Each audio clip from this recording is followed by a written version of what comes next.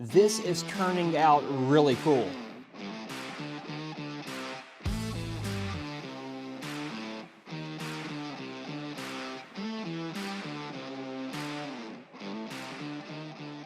I was excited to hear when Razor came out with a mini smoke extractor for wood burning, because one of the biggest problems that people face with wood burning is the smoke that is produced, especially if you are wood burning inside of a house like I am. My profession requires a lot of wood burning, so the room can smell like smoke for long periods of time. And not only that, when I am wood burning in fine details, I have been known to get real close to my project and even get smoke in my eyes, which doesn't feel too good. So I am hoping that this little machine will help eliminate my smoking problems. For full disclosure, Razor did send me this unit over free of charge because I have been a longtime user of their Pyrography tools.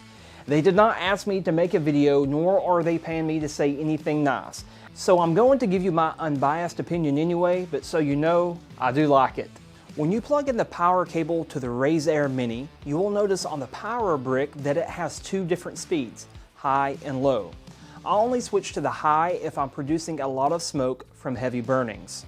The unit is very portable and measures 5 by 5 by 6 inches, which fits perfectly on my work table. You can use this in two different positions, vertically or horizontally, which is useful for when working with different sized projects. The multi-stage carbon filtration system is expandable for another primary filter for more efficiency in smoke extraction. One thing that I love is that you can use this without the filters, like a fan to draw away the smoke. When the filters become no longer effective, I can still get the smoke out of my way. To be honest, I feel a majority of wood burners aren't too worried about the smell though. But like I said, depending on your environment, the filter will work great on controlling the amount of smoke and smell. The clear hood is removable so you can have versatility.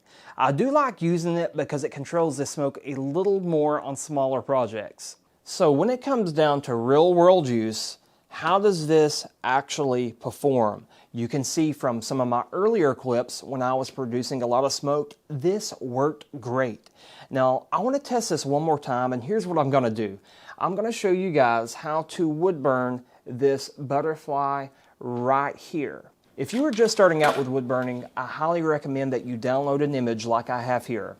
I printed this off, I cut it out, and now I am using carbon transfer paper to transfer the image to the top of this wooden gift box. To transfer this, just take a pen and lightly trace all the areas that you want to wood burn. And when you peel this off, it should look something like this. The unit I will be using to wood burn this butterfly with is the Razor SSD10. This is my workhorse machine. I love it and I recommend it. I've been using it for years. The pen I'm using is the Razor BPH pen, which is fantastic for getting into hard to reach areas. It allows for a lot of control. So now let's turn this smoke extractor on and get started.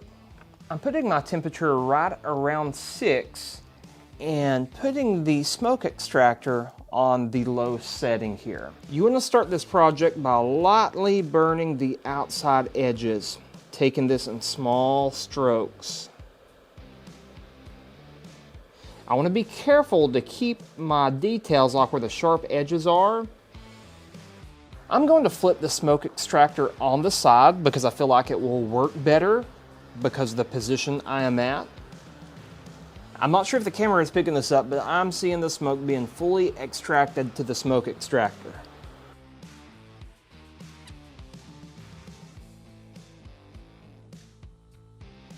I want to give you guys a quick tip. I wish I would have known this sooner when I first started wood burning.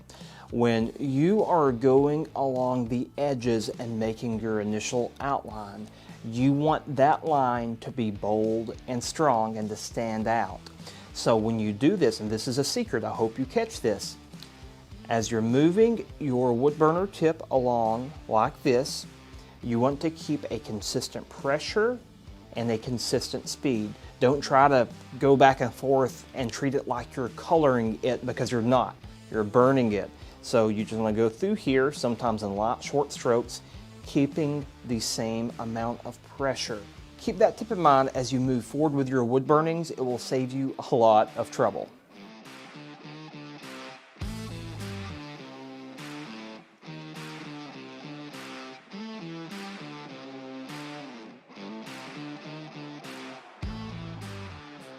This is looking fantastic. Now I'm going to go through around on the wings, being very careful and just following all my pencil lines and wood burning it.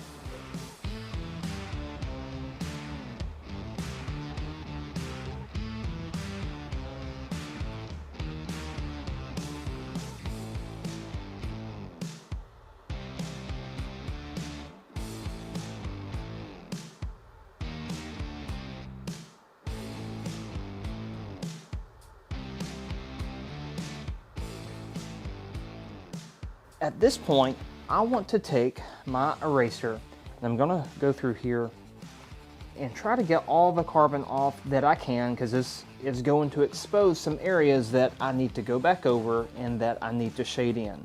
So we're gonna get this clean and go over this one more time before we shade. This is starting to take form. It is looking really good. The smoke extractor is working great. And next we are moving on to the shading process. Now I'll tell you, it would be so easy for me to spend all day on this because I'm a recovering perfectionist. And being a perfectionist will absolutely kill your creativity. So when you are doing any form of art, be easy on yourself. You are a work in progress. And as you continue to apply yourself, your skill set will grow and your art will start looking better. To shade, I will be using the spoon shader. And this time I'm going to be around probably 7 or 8 on the temperature. Now what we want to do at this point is to reference back to our picture. See, there are a few mistakes I will have to correct, and I think this will mainly be done when I start shading in some areas.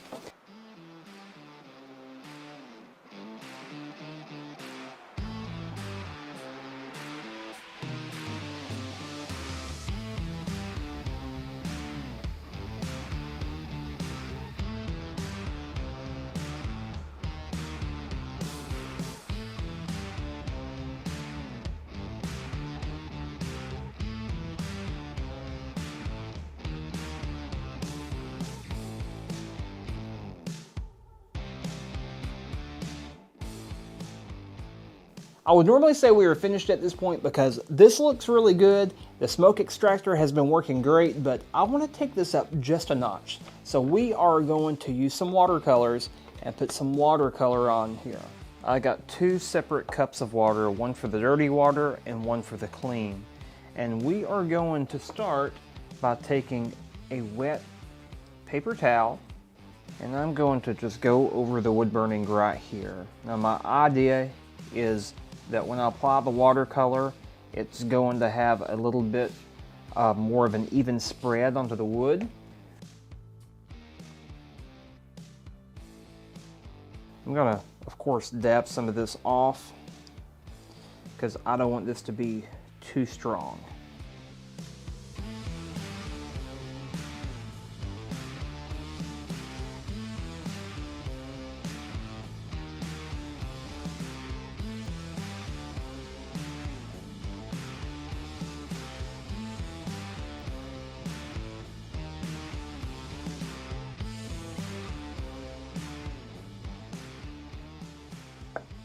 Now I'm going to get some of the paint off that I accidentally got on the side. So you can just use a small knife and scrape away any paint you get outside the lines.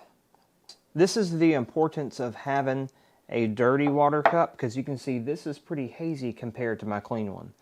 We are now going to add some purple to the mix. One thing to note here, I'm dabbing my brush off and I'm barely using any paint on the end of my paintbrush because I don't want the paint to glob up and look real thick.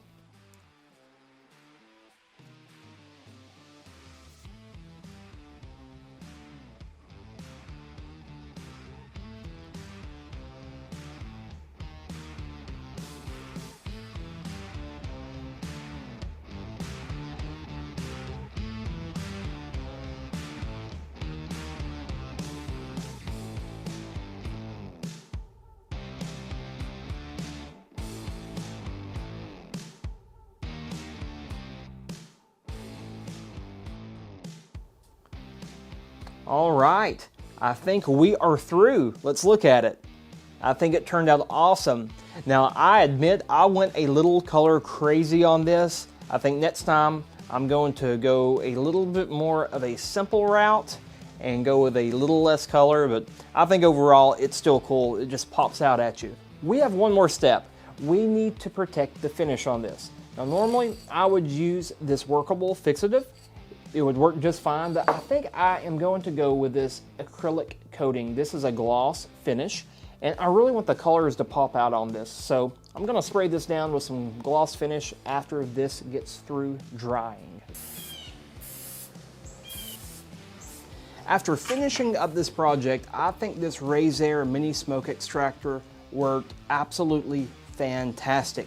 And you know my verdict on this, you know I love it. I recommend it to anybody inside of a house like I am. I'm gonna be using this all the time. Now, this is my first time putting watercolor on a wood burning. I think it turned out really cool. There's definitely some room for improvement. It just goes to show you a little effort will take you a long way. And seriously guys, this was so simple. A wood burning just with some paint, and look at the result. I think that looks awesome.